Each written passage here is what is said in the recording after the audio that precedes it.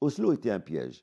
Oslo était un piège que les Palestiniens ont été contraints d'accepter compte tenu de l'état du rapport de force à l'époque. Quel était le rapport de force à l'époque?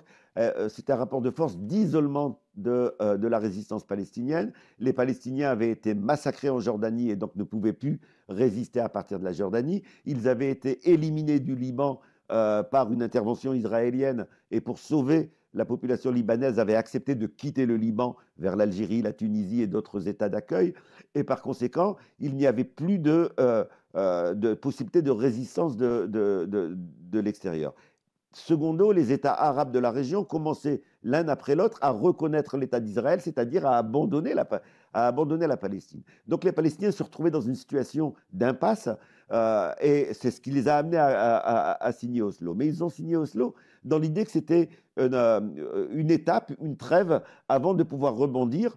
Et ce qui s'est mis en place à Oslo, ça a été tout simplement la mise en place d'une entité palestinienne croupion qui était entièrement dépendante au niveau économique, au niveau militaire, au niveau des contrôles, au niveau de l'ensemble de la vie, était dépendante de l'État d'Israël qui était à côté. Une telle situation est bien entendu impossible. Elle signifie tout simplement soit que les Palestiniens acceptent de devenir un bantoustan, soit ils se révoltent. Ils se sont révoltés et ça a donné prétexte aujourd'hui à un génocide, le premier génocide télévisé.